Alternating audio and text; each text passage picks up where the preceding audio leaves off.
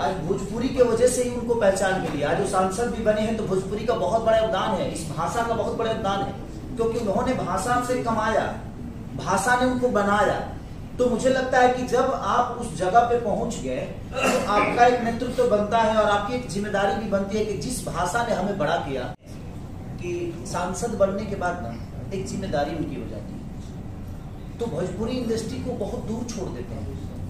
क्योंकि मुझे नहीं लगता कि मनोज भैया ने कभी फिल्म के बारे में संसद भवन में आवाज उठाई है, ना ही रवि भैया उठाए हैं, ना मनोज भैया उठाए हैं, और ना ही दिनेश भैया उठाए हैं। अगर ये चाहते, देखिए सब्सिडी देने से मुझे नहीं लगता है कि फिल्म पे कोई असर पड़ने वाला है और भला होने वाला है। ये तो सब्सिडी देकर कोई भी हीरो बन जाता है यहाँ पे, पर दूसरे हीरो बन के नाच रहा है, नाचने आता नहीं, 1 2 3 4 भी पता नहीं है उसको कि 1 2 3 4 के बाद नाचना भी है।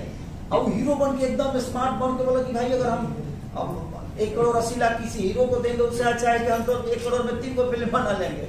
जहां तक रही संसद हमारे भाइयों की बात है, तो मैं उनसे मैं रिक्वेस्ट करूंगा कि आप सब्सिडी रोक दीजिए यूपी का, आप थिएटर बढ़वा दीजिए, सरकार से अपील करके आप कम से कम 500 थिएटर लगवा दीजिए, जो बंद थिएटर है उनको खुलवा दीजिए। मैं बिहार सरकार से भी अपील करूंगा कि जो बंद थिएटर है उनको सिर्फ आप खुलवा दीजिए, हमें कोई रेमुनेशन मत दीजिए, हमें आपका सब्सिडी चाहिए ही नहीं। उसी सब्सिडी के पैसे से आप थिएटर खुलवाइए, जो कलाकार बेहतर होगा वो परफॉर्म करेगा और लोगों को प्यार देगा।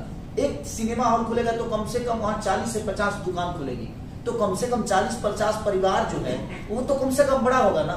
तो हम बेहतर सिनेमा बनाएंगे, हमारे पास 1000 थिएटर होगा तो 1000 थिएटर के लिए हम सिनेमा बनाएंगे ना, हम टीवी रिमोट पे नहीं आएंगे।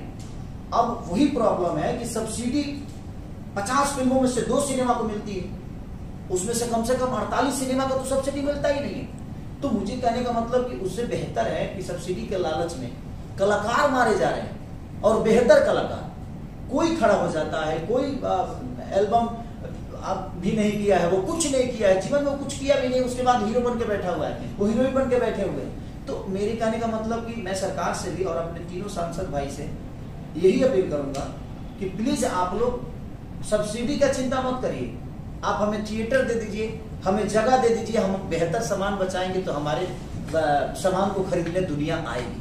तो हमें एक जगह दे दीजिए अपनी सामान को बेचने के लिए।